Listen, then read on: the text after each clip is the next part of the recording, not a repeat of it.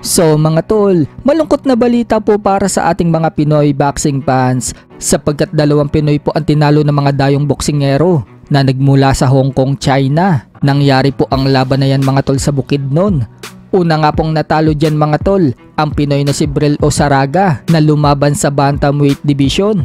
Round 2 nga lang po ang tinagal niya sa kamay ng Hong Kong Chinese na si Kawing Lee matapos pabagsakin ng Pinoy sa round 2. Dahil dyan mga tol, nakuha ng kalaban ng panalo via technical knockout sa round 2. Habang natalo naman ang isa ding Pinoy mga tol na si Ryan Maano na lumaban naman sa welterweight division. Tinalo din siya ng Hong Kong Chinese na si Sagar Paradhan via unanimous decision.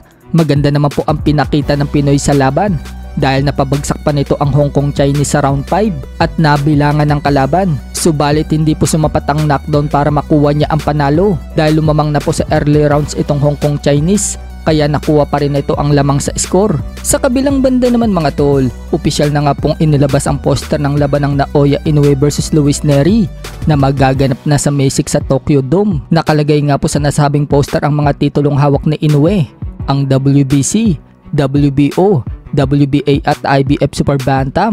Unang depensa nga po yan ni Inoue ng kanyang undisputed belts. Sinasabi naman ng isang boxing page mga tol na easy lang umano natatalunin ni Inoue si Luis Nery. Bumagsak na daw kasi itong si Luis Nery sa kamay ni Brandon Figueroa sa isang body shot. Pero nabigyan pa rin daw ng chance si Luis Nery na makalaban itong si Inoue.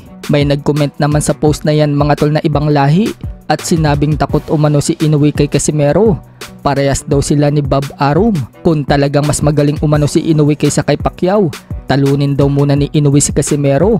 Maging nga po sa poster mga tol na inilabas ng Top Rank, sigaw na mga Pinoy boxing fans sa comment at iilang mga ibang lahi, ikasa na daw ang Casimero versus Inoue.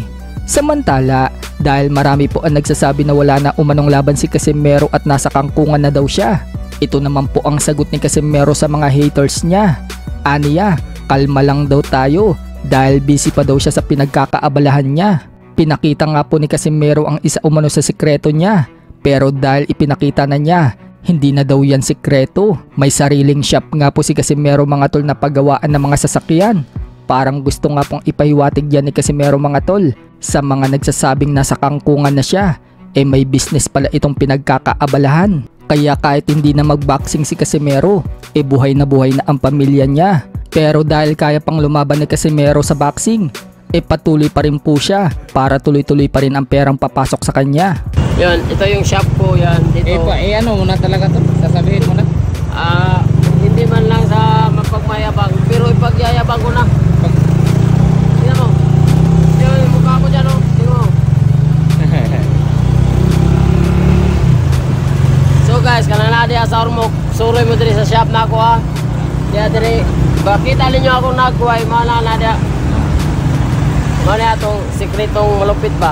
Pero di na ni sikreto kaya nagsabta na ninyo. So ito guys, ito yung mga nagpapaayos dito. Kasun po yan pang pinapagawa yung iba. Kung nandito kayo sa Ormoc guys, wag kayong magano na pumunta dito kasi hindi naman kasi kami kamahalan. Okay lang yung price namin dito. Marami kami mga